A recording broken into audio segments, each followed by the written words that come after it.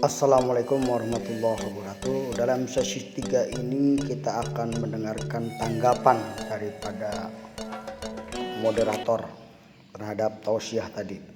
Sama dia, Masya Allah, itu ujangan tausiah yang luar biasa, memotivasi kita, memompa semangat kita untuk berjuang dan masih dengan kata-kata jihad. Ini perjuangan yang memang sedang kita butuhkan ya, semangat yang mungkin pada saat ini sudah mulai meredup semangatnya untuk bercerita, mengulas ya tentang Palestina. Bahkan ada salah seorang ustadz ya di wilayah Banten yang ketika saya minta tolong ustadz bisa nggak bantu saya untuk bicara tentang Palestina, terus tiba-tiba ustadz itu menyampaikan kepada saya, mohon maaf kali ini lidah saya keluh untuk menyampaikan Palestina. Itu sedihnya luar biasa gitu ya.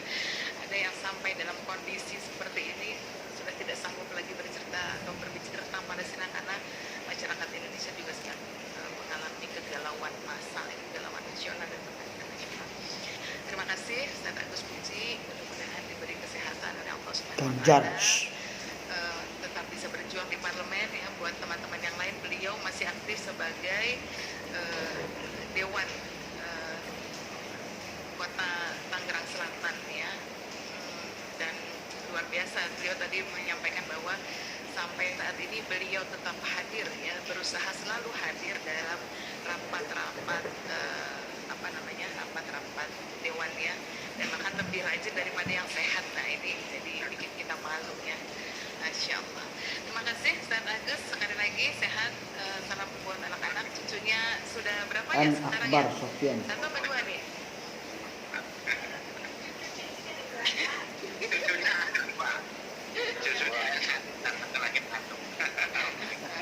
Baru menikahkan putri bungsunya beberapa waktu yang lalu. Terima kasih.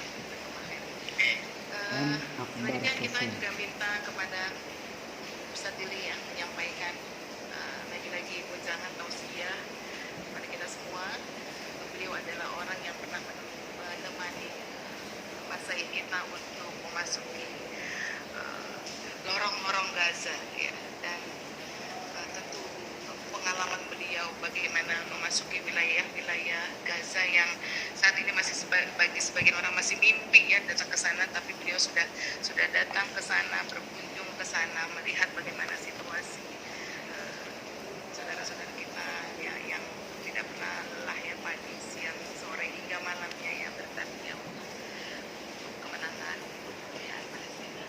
Dan beliau juga posisinya saat ini juga sebagai penasihat RP beserta sebenarnya Ustadz Sanusi ya gitu. Tapi Ustadz Sanusi sekarang mendapatkan amanah baru ya, kedepannya mungkin saya nggak tahu apakah beliau masih bisa menjadi penasihat RP atau bagaimana, saya serahkan nanti kepada para masjid. Kepada Ustadz Dili, waktu dan kesempatannya saya persilakan. Terima kasih Bu. Bismillahirrahmanirrahim. Yang saya hormati, saya muliakan, dan saya dengar tentunya baik-baik ya, Duna Agus yang sudah menyampaikan tausiahnya luar biasa, karena beliau ini orang yang sudah menerapkan ya bagian dari apa yang beliau ucapkan tadi, dan kita ikut mendapatkan manfaat banyak dari apa yang sudah beliau sampaikan. Jadi kita menjadikan dia sebagai guru ya di sini. Mungkin kalau kita atau saya menyampaikan di sini mungkin lebih banyak teori-teori ya, tetapi kalau Ustaz Agus ini beliau sudah menjalani prosesnya dan sudah menerapkan apa yang beliau ucapkan. Mudah-mudahan Allah berikan keberkahan ya dalam hidup beliau, Allah sembuhkan penyakitnya, Allah sehatkan, dan Allah panjangkan umurnya juga ya, dalam kebersamaan kita berjuang bersama-sama dalam dakwah, dan khususnya di KNRP ini bersama untuk memperjuangkan kebebasan umat langsung. Kemudian juga yang saya hormati, saya muliakan Bapak Heru, Ketua Umum dari KNRP Banten yang juga hadir bersama-sama kita di sini. Bapak Ibu semuanya, Ibu dan akhwat semuanya, Assalamualaikum warahmatullahi wabarakatuh. Alhamdulillah wassalatu wassalamu ala Rasulillah wa ala alihi wa sahbihi wa man wala. Muhammad Lili Nur Aulia.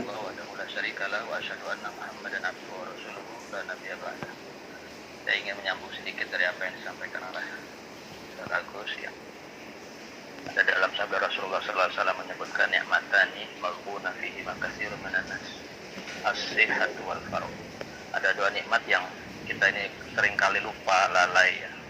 Tetapi sesungguhnya nikmat itu sangat utama, yaitu as-sihhatu wal faragh, kesehatan dan waktu kosong. Jadi sehat dan waktu kosong ini sering kita lupa nilainya. Padahal sehat dan waktu lapang, waktu kosong itu benar-benar sebuah anugerah yang sangat luar biasa untuk dimanfaatkan sebagai bagian dari ketaatan kita dan sebagai bagian dari ibadah kita yang menjadi misi dalam kehidupan kita kepada Allah Subhanahu wa taala. Sehat sekarang lagi diburu banyak orang, apalagi dalam situasi pandemi yang semua orang bicara keinginan mereka untuk sehat. Dan sekarang sangat terasa sekali kebutuhan kita untuk sehat. Yang dahulunya mungkin agak lalai ya dengan kenikmatan ini, sekarang sangat lebih hati-hati untuk bisa tetap terjaga kesehatannya.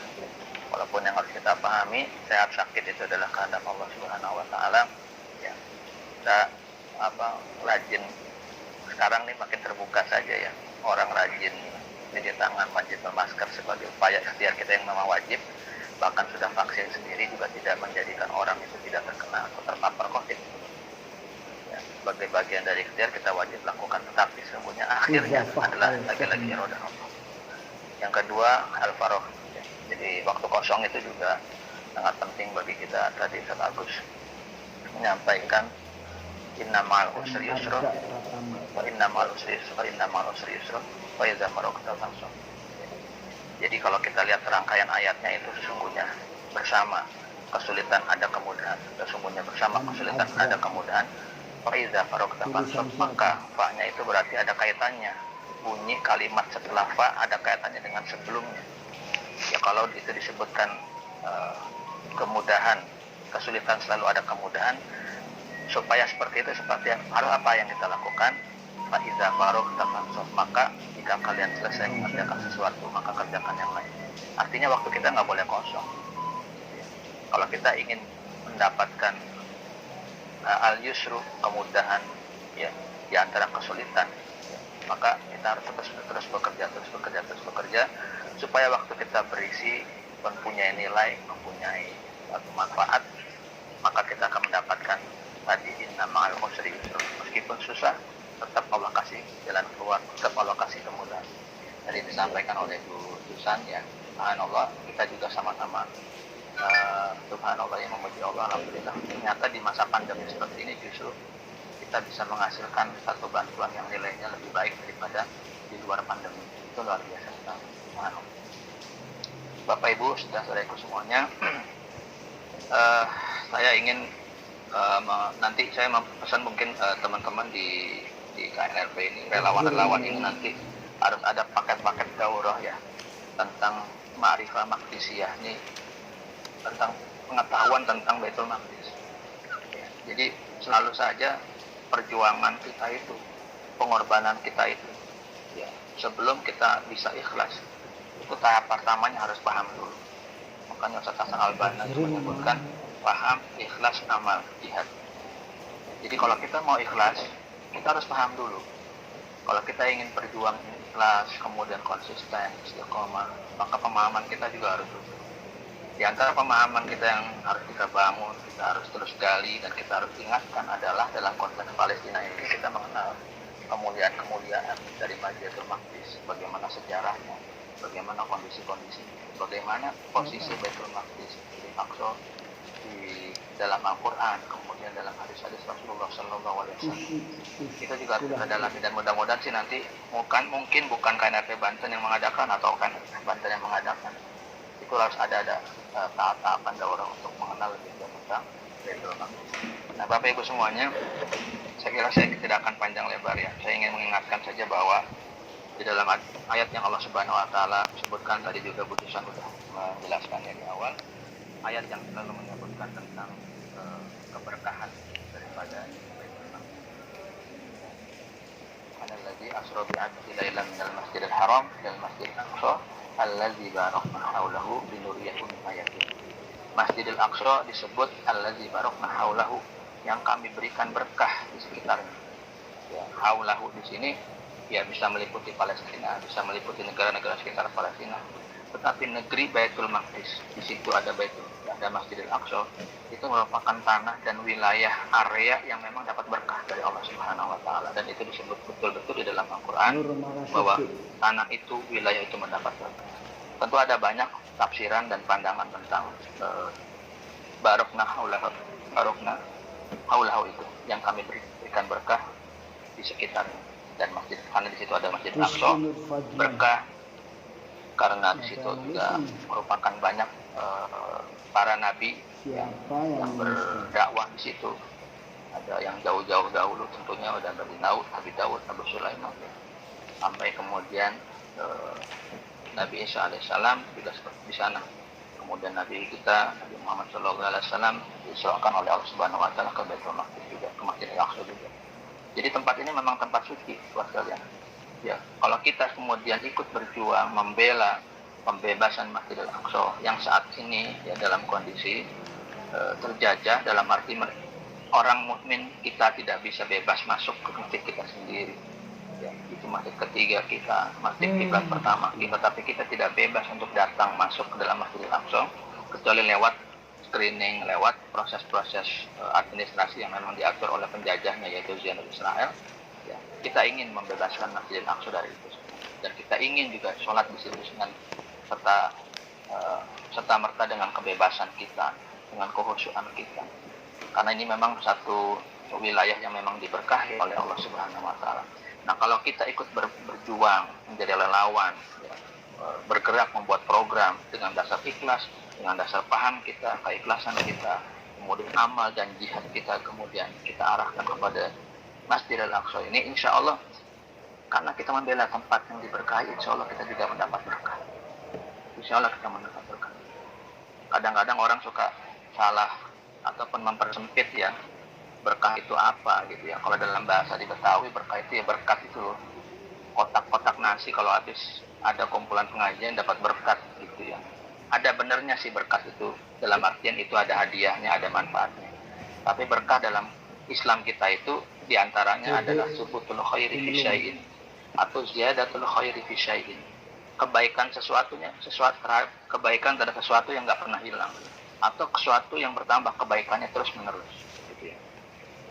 Jadi kalau kita punya sesuatu ya, mungkin dalam urusan nominal angkanya nggak seberapa, tapi karena berkah Allah, manfaat yang dimunculkan dari sesuatu yang kita miliki yang terbatas itu nggak habis-habis.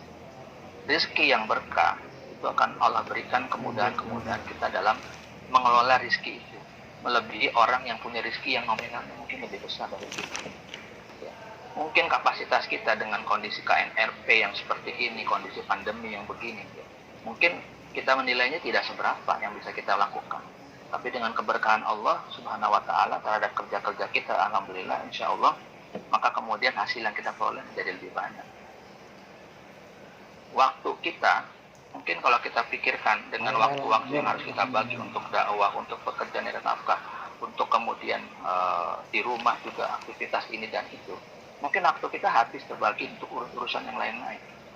Seolah-olah orang menganggap kita ini, sebagian kita ini menganggap orang itu menganggap kita itu waktunya habis untuk urusan dakwah aja, waktunya habis untuk ngurusin orang lain. Tapi Allah Subhanahu Wa Taala kemudian beri berkah dalam keluarga kita. Jadi kita dikasih kemudahan mengurus anak-anak, kemudahan mengurus pekerjaan-pekerjaan kita, kemudahan juga untuk mendapatkan rezeki. Itu keberkahan. Insya Allah dengan upaya kita bersama-sama ya, membebaskan Baitul Maqdis, membebaskan Masjidil Aqsa atau Palestina secara umum, karena di Haulaha itu termasuk juga Palestina itu, mudah-mudahan kita kecipratan berkahnya. Ya, kecipratan berkah itu kalau seandainya Allah yang kasih berkahnya, kecipratannya itu pasti luar biasa. Ada sebuah kisah mungkin saya tutup nih kalau di kita karena waktunya udah panjang. Satu kisah di dalam perang Khandaq ya. Perang Khandaq itu perang ketika Rasulullah SAW dikepung oleh pasukan Quraisy yang berkoalisi dengan orang-orang Yahudi juga. Multinasional kalau pada waktu itu, karena mereka terdiri dari kabilah-kabilah yang beragam macam, dari Quraisy, dari kabilah-kabilah yang di sekitar Mekah, musyrikin juga koalisi dengan orang-orang Yahudi. Mereka mengepung Madinah. Kemudian Rasulullah SAW atas dasar inisiatif Salman Al-Farisi menggali ke parit. Paritnya kedalamannya kurang lebih dalam sejarah, dalam buku-buku sirah itu kurang lebih 3,5 meter. ikut kita lihat ke atas nih, rumah kita rata-rata nih 3 meter ini.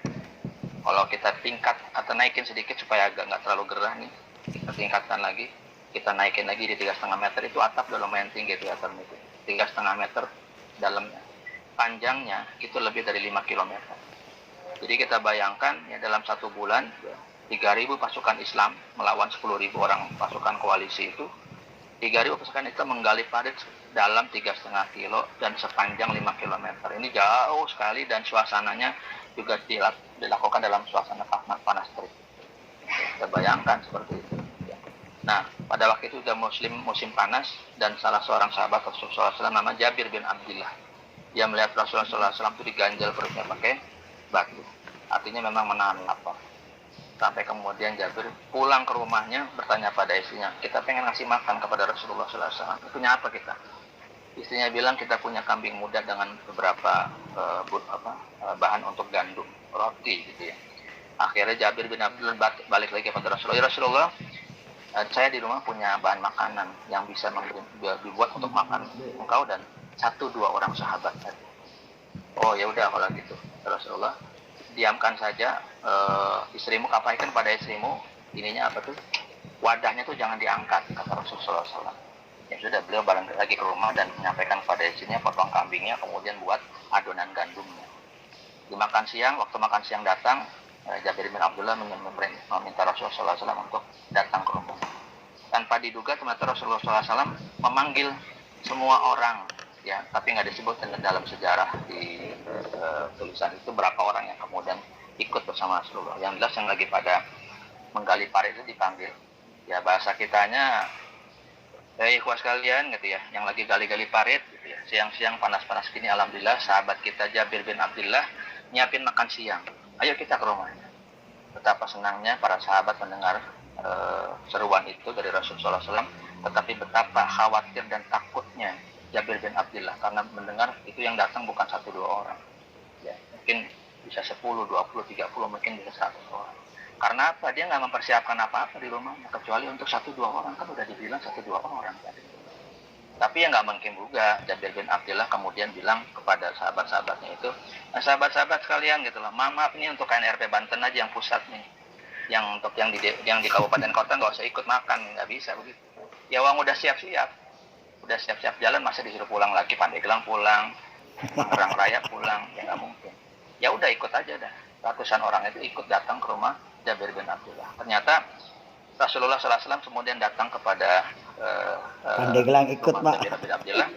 Kemudian dia dekati wadahnya itu, kemudian dia masukkan potong roti, kemudian dia bagi ke sahabat-sahabat. Semua dia bagi satu. Sampai selesai ya, ratusan orang itu ternyata isi daripada wadah yang dimasak oleh istri Jabir bin Abdullah itu nggak kurang apa-apa. Sampai ada sahabat-sahabat dalam riwayat yang lain itu menyebutkan ada yang menambah nggak? Nambah. Ada yang mau lagi bawa? Ada yang nambah bawa. Kenapa? Sebagian masih gali parit. Jadi saya pengen mereka juga dapat ikut makan dari yang kita dapat pada siang ini di rumahnya sahabat Jabir. Kemudian ada juga yang ngambil juga. Kenapa ngambil lagi? Nanti untuk makan malam. Jadi ini keberkahan. Jadi dalam sirah ini disebutkan, kalau dalam kitab sirah itu barokatut to'am, ya, fi ghazwati Khandaq. Itu selalu judulnya itu, keberkahan makanan di dalam perang Khandaq. Ya. Nah ini Bapak Ibu, saudara-saudaraku semuanya, itulah bentuk keberkahan. Kalau namanya keberkahan, ya, barokna haulahu liduriyahu min ayatina, Allah Subhanahu wa taala memberi berkah kepada Baitul Maqdis, kepada Palestina, kepada lingkaran yang sedekat dari Palestina. Berikan keberkahan pada itu, kita perjuangkan ya wilayah itu untuk bebas dari musuh-musuh, dari orang-orang yang dengki, orang-orang yang benci, ya, agar kita bisa melakukan ibadah dengan baik. Juga ya orang-orang non-Islam yang memang punya tempat-tempat suci di Baitul Maqdis, karena di Baitul Maqdis ini ada 3 ya agama yang menganggap itu suci. Kaum Nasrani, Kristiani menganggap di situ ada tempat penyaliban Yesus yang mereka anggap sebagai Tuhan, termasuk juga makaman Yesus ada di situ juga. Kemudian orang Yahudi menganggap bahwa istana Daud dan Sulaiman ada di situ, termasuk tembok ratapan itu adalah juga termasuk tempat suci mereka. Kalau kita tembok ratapan ada tempat ditambatkannya burak, ya, kendaraan burak Rasulullah SAW. Kalau umat Nasrani tembok ratapan itu tempat perjamuan akhir. Jadi sebelum disalib gitu ya, ada tempat perjamuan akhir di situ. Nah, orang Yahudi lain lagi. Orang Yahudi memandang disitulah sebenarnya tempat berdirinya Haikal Sulaiman. Jadi 3 agama yang memang menganggap kompleks di situ adalah sebagai tempat suci dari keyakinan mereka. Nah, kita pengen bukan untuk menguasai, kemudian merajai dan mereka diusir, tapi kita pengen supaya mereka bisa melakukan ibadah dengan baik, kita juga bisa dengan seksama, dengan khusyuk dengan baik. Kita akan pelihara semua pengikut-pengikut agama Samawi yang lain yang ada di Baitul Maqdis. Ini niat kita ya. Jadi kalau kita yang berkuasa kan kita bisa menentukan. Sebagaimana Umar bin Khattab ketika beliau membebaskan Baitul Maqdis, semuanya damai. Orang Nasrani, orang Yahudi bisa beribadah dengan baik di situ. Sampai kemudian ada pasukan salib ya datang ke situ, kemudian membantai umat Islam 70.000 orang korban pembantaian umat Islam, sampai kuda-kuda pasukan salib itu melangkah di atas banjir darah umat Islam sebatas lutut kuda itu. Kemudian datang Salahuddin Al-Ayyubi 1187 membebaskan lagi Baitul Maqdis ya. Kemudian setelah itu damai lagi Baitul Maqdis, sampai kemudian 1917 datang pasukan Inggris menguasai Palestina dan Baitul Maqdis yang awalnya dikuasai oleh Inggris. Nah, Bapak Ibu semuanya, kita berusaha untuk membuka jalan ya. Sedikit apapun yang kita lakukan insya Allah punya nilai yang sangat luar biasa. Mungkin kita nggak bisa langsung menyaksikan Palestina merdeka atau Baitul Maqdis kembali ke pangkuan kita, tetapi ada bagian dari proses itu yang kita terlibat di dalam. Insya Allah pasti semuanya akan dicatat oleh Allah Subhanahu Wa Taala, dan pasti semuanya juga akan mendatangkan keberkahan bagi hidup kita. Amin. Kira itu yang bisa saya sampaikan. Mudah-mudahan rapat kerja yang dilakukan oleh PNR Banten saat ini akan lebih bisa dimudahkan, diberkahi oleh Allah, diberikan taufik oleh Allah Subhanahu Wa Taala untuk bisa merumuskan program dan menjalankan program-program khususnya di bulan Ramadan. Insya Allah itu aja saya sampaikan. Wabillahi taufiq wal hidayah. Assalamualaikum warahmatullahi wabarakatuh. Waalaikumsalam warahmatullahi wabarakatuh. Jazakallah Ustaz Billy menghibur kita dengan analogi keberkahan ya. Dan memang bagi kita yang sering berbicara tentang Palestina, begitu kuat ya pengharapan kita kepada Allah Subhanahu Wa Taala untuk mendapatkan keberkahan itu, dan kita juga sudah merasakan keberkahan itu. Mudah-mudahan keberkahan itu akan terus ya membasahi ya keluarga-keluarga kita, rumah-rumah kita, dan sahabat-sahabat kita tercinta. Terima kasih Ustaz ini. Berikutnya saya juga minta kepada Pak Muhammad Heru Pak Heru untuk memberikan arahan sebelum nanti kita sampaikan program-program Ramadan ya, dan target-target Ramadan dalam waktu dekat. Silakan. Khususkan saya pamit dulu ya. Bangga, Tat. Assalamualaikum. Waalaikumsalam warahmatullahi wabarakatuh.